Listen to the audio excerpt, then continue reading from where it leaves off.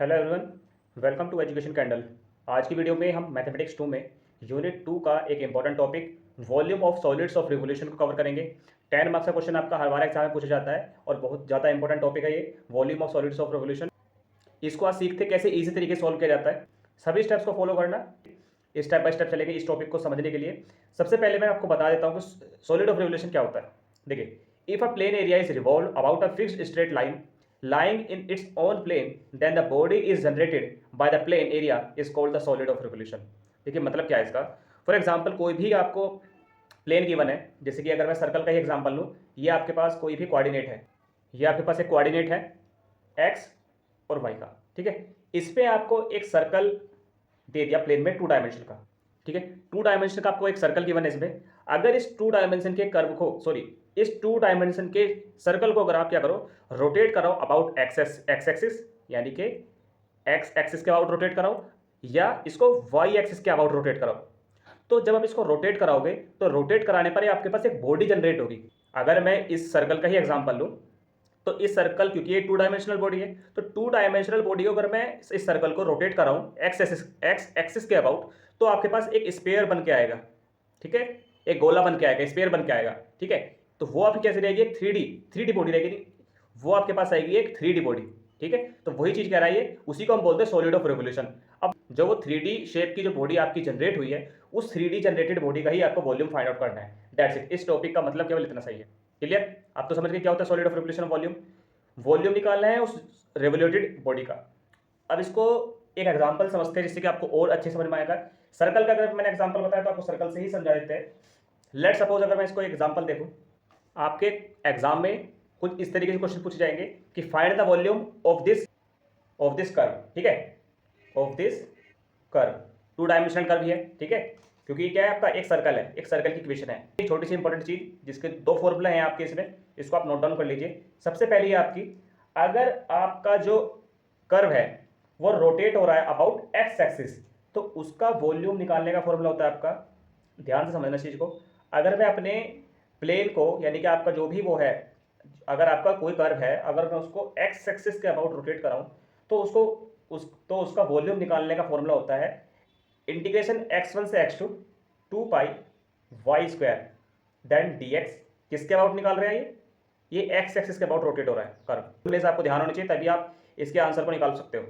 ये आपके फॉर्मूले से आपको याद होनी चाहिए, तभी आप वॉल्यूम फाइंड आउट कर सकते हो किसी भी कर्व का, ठीक है। नेक्स्ट फॉर्मूला है आपका, वॉल्यूम निकाल रहे हो आप किसी बॉडी का, 2 डायमेंशनल बॉडी का, वो रोटेट हो रही है वाई एक्सिस के अबाउट, तो उसका निकालने का है फॉर्मूला आपका, लिमिट्स आपकी बार आपकी जाएंगी y1 से y2 देन 2 पाई एक्स स्क्वायर डी वाई। कब जाती है ये, जब आप y एक्सिस के अबाउट रोटेट कर रहे हो अपने कर्व को। और ये आपको क्वेश्चन में गिवन होगा कि जो आपकी पर्टिकुलर बॉडी है, पर्टिकुलर 2 डायमेंशनल कर्व है, वो किसके अबाउट रोटेट हो रहा है, ठीक है। इतनी बात, क्वेश्चन आपको गिवन है कि इसका वॉल्यूम फाइंड करना है इससे जनरेटेड बॉडी का, अगर आप इसको एक्स एक्सिस के अबाउट रोटेट करते हो। ये क्वेश्चन है, आपको क्वेश्चन में समझ में आ गया। फॉर्मूले से मैंने आपको बता दिया, अब आप सीधा देख के बता सकते हो कौन सा फॉर्मूला इसमें लगेगा। आपका एक फर्स्ट वाला फॉर्मूला लगेगा जिसमें आप एक्स एक्सिस के अबाउट इस कर्व को रोटेट कर रहे हो। तो इसके लिए आप क्या करो, एक कर्व बना लेते हैं अच्छा सा। ये आपका कोऑर्डिनेट हो गया, ठीक है। देन आप क्या कर रहे हो, एक रफली मैंने एक कर्व बना लिया, ठीक है, एक सर्कल बन गया जिसमें आपका ये वाला पॉइंट रहेगा a,0 और ये तो 0 0 हो ही गया। और आप किसके अबाउट रोटेट कर रहे हो इसको एक्स एक्सिस के अबाउट रोटेट कर रहे हो, ठीक है। तो ये आपका बन गया। अब अगर एक चीज़ मैं आपको कहूँ कि लिमिट्स ही कहाँ तक यूज़ करोगे आप, तो लिमिट्स आप एक हाफ की ही यूज़ करो, ये सिंगल हाफ की, ठीक है, क्योंकि नेक्स्ट वाला हाफ आपका सिमेट्रिक है, तो उसको आप ट्वाइस कर सकते हो इजीली। केवल आपको एक हाफ की ही लिमिट्स आपको यूज़ करनी है। वो क्या है, केवल आप अभी चीज़ों को समझो, मैं अभी आपको न्यूमेरिकल समझा रहा हूँ जिससे कि आपको समझ में आ जाएगा। केवल अभी आप इतना ध्यान रखो कि आपको केवल, अगर आपकी सिमेट्री आ रही है आपके कर्व में, तो आप केवल एक हाफ का ही लिमिट्स को यूज़ करना है, दैट्स इट। दूसरे के पार्ट को ट्वाइस कर देना और आपका आंसर आ जाएगा। दोनों पार्ट को भी यूज़ कर सकते हो, कोई बात नहीं है, दोनों पार्ट्स को भी आप यूज़ कर सकते हो, बस केवल आपका आंसर बड़ा हो जाएगा, कुछ नहीं है, आंसर सेम ही आएगा आपका। इसलिए अच्छा तरीका ये है कि आप क्या करो, एक पार्ट का आंसर निकालो, उसको ट्वाइस कर दो, क्योंकि आपका सिमेट्री है, सेम है दोनों पार्ट ही, ठीक है। मैंने आपको बताया था कि अगर आप उसको एक्स एक्सिस के अबाउट रोटेट करोगे तो आपका फॉर्मूला होता है, वी नो दैट, वॉल्यूम आपकी आएगी, अगर आप एक्स एक्सिस के अबाउट रोटेट कर रहे हो, लिमिट्स x1 से x2 जाएंगी 2 पाई वाई स्क्वायर देन आपका dx। कब होता है ये, जब आप एक्स एक्सिस के अबाउट अपने किसी कर्व को रोटेट करते हो, क्लियर। अब आपको क्या चाहिए, एक तो आपको लिमिट्स की वैल्यू चाहिए। आपकी एक्स की लिमिट एक तो जीरो से एक्स की लाइन पर देखना, एक्स की लाइन पर जीरो से लेके ए तक जा रही है आपकी लिमिट्स। जीरो लोअर लिमिट हो जाएगी और आपकी अपर लिमिट हो जाएगी एक्स की ए। तो एक्स की लिमिट्स हो जाएगी जीरो से ए, देन आपका 2 pi y square d x. अब क्योंकि आपके पास इक्वेशन गिवन थी x square plus y square equal to a square, जो आपको गिवन थी सर्कल की। अब अगर आप इसमें से वाई स्क्वायर की वैल्यू को निकालोगे तो आपके पास वैल्यू आएगी ए स्क्वायर माइनस एक्स स्क्वायर। वही वैल्यू आपको यहाँ पर पुट करनी है। तो 2 पाई की कॉन्स्टेंट उसको तो हम बाहर कर लेते हैं, जीरो से ए, वाई स्क्वायर की वैल्यू आपके पास आएगी ए स्क्वायर माइनस एक्स स्क्वायर, फिर आपका डी एक्स। क्लियर। अब आप इसका नॉर्मल इंटीग्रेशन इजीली सॉल्व कर सकते हो। 2 पाई ए स्क्वायर का हो जाएगा आपके पास a square x then minus x cube upon 3 और लिमिट्स आपकी जीरो से ए। ठीक है, फर्दर इसकी लिमिट्स रखते हैं। तो 2 पाई पहले अपर लिमिट रखेंगे ए स्क्वायर इंटू ए माइनस ए क्यूब अपॉन 3। जब जीरो रखोगे तो सारा पार्ट आपका जीरो हो जाएगा ये वाला। ठीक है, अब इसको आगे सॉल्व करते हैं। 2 पाई देन 3a इसका एलसीएम लोगे आप तो आपके पास आएगा 3 में से एक जाएगा 2a क्यूब अपॉन, तो इसको आगे सॉल्व करते हैं तो आपके पास आएगा 4/3 पाई ए क्यूब। ये आपका वॉल्यूम आ गया।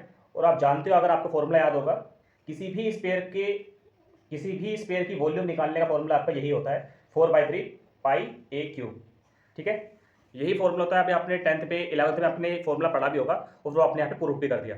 ठीक है, क्लियर। अब इसका एक क्वेश्चन और देख लेते हैं, जब आपका ये टॉपिक कवर हो जाएगा। स्टूडेंट्स, आपको क्वेश्चन सेकंड गिवन है और आपके एग्जाम में भी इसी तरीके से क्वेश्चन पूछे जाते हैं 10 मार्क्स के, और हर बार पूछे जाते हैं। ठीक है, टॉपिक बहुत ज़्यादा इंपॉर्टेंट है ये। Find the volume of solid generated by revolving parabola y square equal to 4ax rotating about y axis. ठीक है, आपकी बार आपका जो कर्व है या पैराबोला है वो रोटेट कर रहा है वाई एक्सिस के। तो सबसे पहले इसके डायग्राम बना लेते हैं, जिससे कि आपको चीज़ें क्लियर हो जाएंगी और अच्छे से। तो उसके लिए, क्योंकि आपका जो कर्व है वो एक पैराबोला है और पैराबोला भी आपका है वाई स्क्वायर बराबर 4ax, तो इसका जो कर्व बनेगा एक्स एक्सिस के अबाउट बनेगा, क्योंकि यहाँ पे 4ax है। ये आपका एक पैराबोला है। क्लियर। अब आपकी जो लेटस सेक्टम होती है किसी भी पैराबोला की, ये होती है आपकी लेटस सेक्टम। इसकी जो लेंथ होती है, पूरी हाइट कह सकते हो आप, वो होती है कंप्लीट आपकी होती है 4a के बराबर। कंप्लीट होती है आपकी 4a के बराबर। जब आप इसका हाफ करोगे तो आपका यहाँ से यहाँ तक हो जाएगा 2a, देन यहाँ से यहाँ तक हो जाएगा आपका 2a। क्लियर। आपका ये वाला पॉइंट 0 0 है, ये वाला पॉइंट आपका हो जाएगा a,0। ठीक है, और ये वाला पॉइंट जो रहेगा आपका ये हो जाएगा a,2a। इजीली आप इनको लिख सकते हो। ठीक है, क्योंकि आपका इसके अकॉर्डिंग आपका ये 0 0 है और आपका ये वाला पॉइंट एक्स एक्सिस के अबाउट ये a,0 है और ये वाला पॉइंट आपका a,2a हो जाएगा। ठीक है, ओके। अब इसको आगे हमने लिमिट्स भी लिख लिया सारी। अब इसको अच्छे से सोल्व करते हैं। अब देखिए, इसने क्या बोला, आपके इस पैराबोला को हम रोटेट कर रहे हैं वाई एक्सिस के अबाउट, यानी कि इसके अबाउट क्या कर रहे हैं, इसको रोटेट कर रहे हो आप इसके अबाउट। तो जब इसके अबाउट आप रोटेट करोगे तो आपके पास जो शेप बनेगी वो शेप रहेगी कुछ आपकी, वो आपकी शेप कुछ इस तरीके की रहेगी। ठीक है, जब आप इसको इस तरीके से रोटेट करोगे तो वो आपकी इस तरीके की शेप बनेगी। अब आप क्या करो, वही जैसे हमने सर्कल पे करा था, क्योंकि सिमेट्री बन रही है दोनों पार्ट्स में, तो एक पार्ट का आप निकाल लो, देन उसको ट्वाइस कर देना, आपका आंसर आ जाएगा। अब क्योंकि वाई एक्सिस के अबाउट रोटेट हो रहा है तो आपका फॉर्मूला बनेगा वी नो दैट वॉल्यूम का फॉर्मूला रहेगा आपके पास आपका लिमिट्स y1 से y2 2 पाई एक्स स्क्वायर डी वाई, क्योंकि वाई एक्सिस के अबाउट आप रोटेट कर रहे हो। इंपॉर्टेंट क्वेश्चन है आपका, कई बार आया हुआ है आपके एग्जाम में। ठीक है, इसलिए आपको इसमें करा रहा हूँ।